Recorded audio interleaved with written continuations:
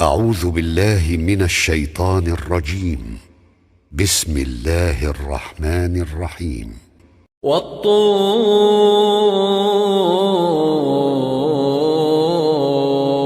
وكتاب مسطور في رق منشور والبيت المعمور والسقف المرفوع والبحر المسجور إن عذاب ربك لواقع ما له من دافع يوم تمور السماء مورا وتسير الجبال سيرا فويل يومئذ للمكذبين الذين هم في خوض يلعبون يوم يدعون إلى نار جهنم دعا هذه النار التي كنتم بها تكذبون أفسحر هذا أم أنتم لا تبصرون اصلوها فاصبروا أو لا تصبروا سواء عليكم إنما تجزون ما كنتم تعملون إن المتقين في جنات ونعيم فاكهين بما آتاهم ربهم ووقاهم ربهم عذاب الجحيم كلوا واشربوا هنيئا بما كنتم تعملون متكئين على سرر مصفوفة وزوجناهم بحور عين والذين آمنوا واتبعتهم ذريتهم بإيمان ألحقنا بهم ذريتهم وما ألتناهم من عملهم من شيء كل امرئ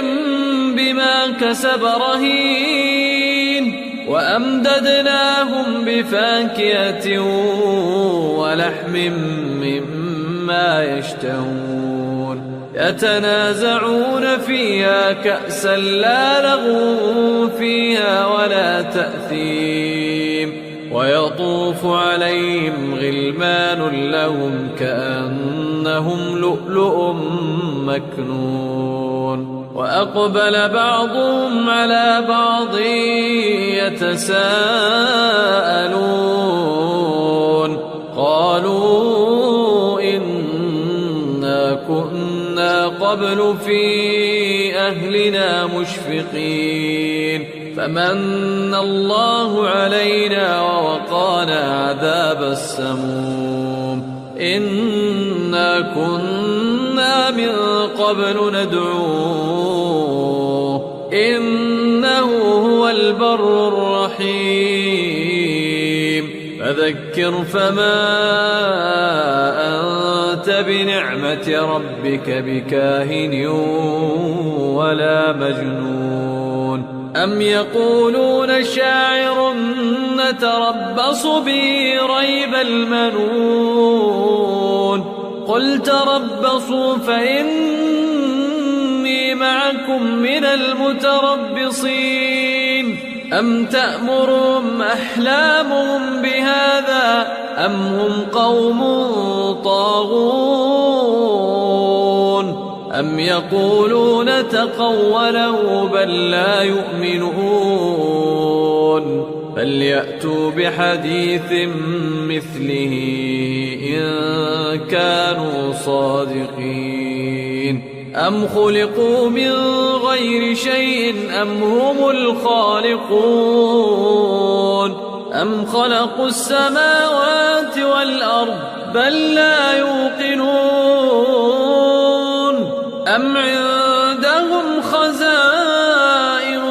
ربك أم هم المسيطرون أم لهم سلم يستمعون فيه فليأت مستمعهم بسلطان مبين أم له البنات ولكم البنون أم تسألهم أجرا فهم من مغرم مثقلون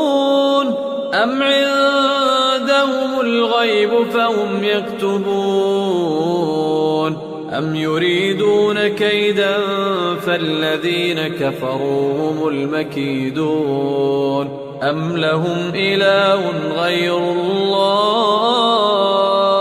سبحان الله عما يشركون وإن يروا كسفا من السماء ساقطا يقولوا سحاب مركوم فذرهم حتى يلاقوا يومهم الذي فيه يصعقون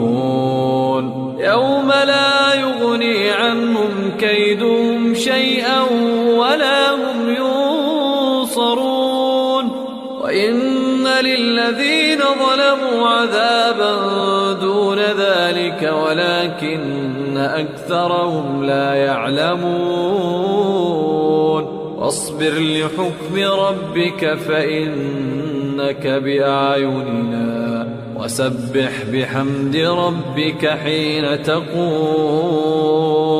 ومن الليل فسبح وإدبار النجوم